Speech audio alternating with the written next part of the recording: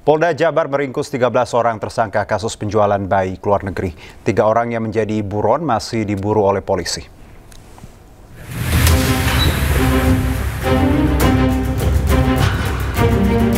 Polda Jabar menetapkan 13 orang tersangka atas kasus penjualan bayi ke Singapura. Tersangka baru berinisial Y bertindak sebagai perantara penjualan bayi.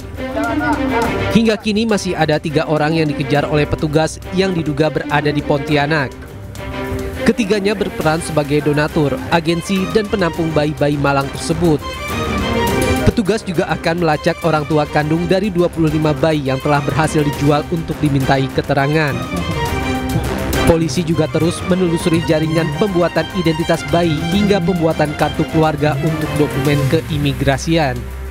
Nah, ketika ke Singapura inilah orang tua palsunya tadi juga ikut sana, seolah-olah dia adalah orang tua hasil dari bayi itu, menyampaikan bahwa memang karena kondisi ekonomi yang tidak memungkinkan untuk merawat anak, sehingga mereka akan menjual bayinya untuk diadopsi oleh adopter yang ada di sana. Polisi akan terus mendalami kasus ini, terutama tempat penampungan bayi yang tersebar di Bandung, Jakarta, dan Pontianak. Dari Bandung, Jawa Barat, Muji Praitno, iNews melaporkan. Ya, dan untuk mengetahui informasi selengkapnya kami terhubung dengan Wakil Direktur Kriminal Umum Polda Jawa Barat AKBP Azari Kurniawan. Assalamualaikum, selamat sore Pak Azari. Selamat sore Mas Juno. Baik Pak, kalau kita lihat kasus ini perkembangannya sejauh ini seperti apa Pak? Seperti yang tadi juga sudah dilaksanakan press conference yang tadi oleh Direskrim Polda Jabar, perkembangan kasus ini sampai dengan saat ini kami telah menetapkan 13 orang tersangka. Kemudian ada 3 tersangka yang juga sudah kita tetapkan sebagai tersangka dalam daftar pencarian orang. Dan tentunya akan kita lakukan pencarian dan pengejaran terhadap mereka. Baik, 13 tersangka dan tadi 3 orang masih dikejar ya Pak. Perannya Pak, ya. Pak Azari, satu-satu mereka ini perannya seperti apa? Apakah tadi recruiter atau mungkin ada peran-peran tertentu yang mereka jalani Pak? Betul, kalau untuk perannya dari masing-masing ini mempunyai peran yang berbeda-beda. Ada dari mulai perekrut, kemudian ada yang selaku penampung. Penampung ini juga dia selaku pengasuh. Kemudian ada yang berperan sebagai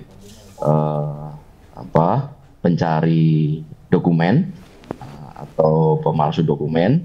Ya, yang mengurus dokumen demikian. Kemudian ada yang berperan juga sebagai perantara, kemudian ada yang berperan sebagai pemodal, dan ada yang berperan sebagai pengantar atau orang tua palsu demikian.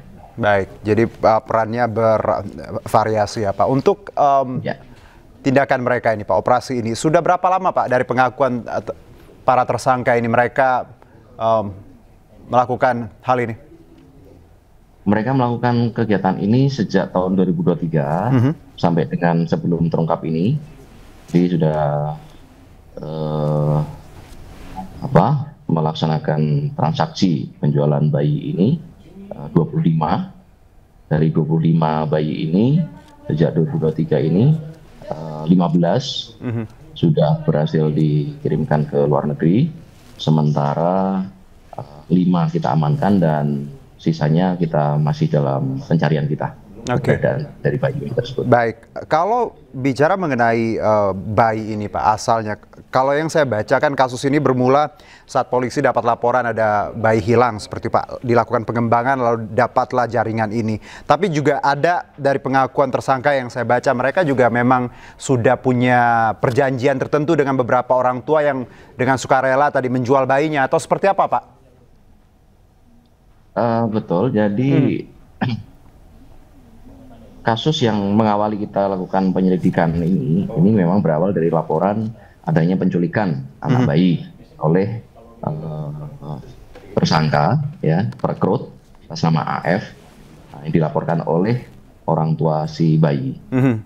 Ini sebelum memang terjadi peristiwa penculikan itu, memang pada saat si istrinya atau si ibu bayi ini hamil, sudah ada kesepakatan terlebih dahulu melalui media sosial, kemudian bertemu secara langsung, terjadi kesepakatan di situ, bila mana nanti sudah melahirkan, akan diambil bayinya oleh si perkerut ini, atau diadopsi oleh perkerut ini. Jadi memang sudah ada kesepakatan terlebih dahulu. Nah, namun demikian di peristiwa ini, setelah persalinan, biaya persalinan memang dibayar oleh si tersangka, si perkerut, namun bayinya kemudian langsung dibawa oleh si tersangka dengan tidak menyelesaikan kesepakatan. Ya. Oke, jadi itu awal yang tadi disebutkan penculikan, Pak. Untuk memang bayi yang dibeli dari orang tua yang memang mengizinkan bayinya untuk dijual, dihargai berapa, Pak, ini, Pak? Di kasus ini dihargai 10 juta, dijanjikan 10 juta. Namun dari 25 bayi hasil pemeriksaan kami bervariasi, bergantung dari kesepakatan antara orang tua tersebut dengan si perkerut. Baik, kalau bayi yang kita tahu, Pak, ada 6 bayi yang dalam penggerbekan yang Anda lakukan yang hendak dijual ke Singapura. Ada 5 yang berasal dari Pontianak, 1 dari Tangerang ya, Pak. Betul, Pak, itu? Iya. Jadi kalau asal bayi dari 25 itu hampir secara keseluruhan berasal dari wilayah Jawa Barat. Setelah kemudian diambil dari para orang tua di wilayah Jawa Barat ini, kemudian ditampung sementara di Jakarta sebelum dikirimkan ke Kalimantan Barat. Dari Kalimantan Barat sana diurus dokumennya, kemudian baru diterbangkan ke luar negeri. Baik, jadi dari Jawa Barat, tadi juga dari Pontianak dan juga Tangerang ya, Pak, ya, sejauh ini ya, Pak, bayi-bayi itu didapat. Baik, Pak Azhari, terima kasih. Yang Tangerang itu, ya, silakan Pak, sedikit. Kalau yang Tangerang itu bukan asal bayi, tapi dari pengungkapan kasus yang membuka peristiwa ini, yang dilaporkan di Polda Jawa Barat itu, bayinya kami dapatkan di Tangerang, posisinya ada di Tangerang. Baik, posisinya waktu didapatkan itu di Tangerang itu ya, Pak, ya. Baik, terima kasih Pak Azhari atas waktunya. Selamat bertugas kembali, salam presisi. Salam presisi. Ya, sementara itu pemirsa, kita ke informasi berikutnya. Wakil Ketua Umum Relawan Pro Jokowi Freddy Damanik mendatangi Polda Metro Jaya. Kedatangannya untuk diperiksa sebagai saksi terkait tudingan ijazah palsu Presiden ke-7 Joko Widodo. Freddy Damanik datang ke Polda Kamis pagi bersama dengan Ketua Umum Pemuda Patriot Nusantara Andi Kurniawan. Mereka diperiksa atas laporan Jokowi atas dugaan pencemaran nama baik terhadap tudingan ijazah palsu yang dilontarkan Roy Suryo CS. Freddy dan Andi Kurniawan diperiksa sebagai saksi atas perkara tersebut setelah naik ke tahap penyidikan. Sebelumnya Polda Metro Jaya menaikkan kasus ini ke tahap penyidikan usai dilakukan gelar perkara. Total ada 4 laporan tentang hal yang sama yang seluruhnya naik ke tahap penyidikan di Polda Metro Jaya. Hari ini adalah pemeriksaan pertama secara serempak dari pihak pelapor dan saksi-saksinya. Nah, saya salah satu saksi yang diajukan oleh pelapor. Ya, tadi saya mulai sekitar jam 10 lewat sampai keluar ini jam 4, berarti lebih kurang berapa ini? 6 jaman lah ya, 6 jam setengah. Kurang lebih tadi 42 pertanyaan lah sama identitas. Kalau ditanya banyaknya tadi, aduh sampai pegel saya, ada 33 halaman lah. 33 halaman, tanda tangan saya kali berapa tadi kawan? 24. Kali 25 rangkap.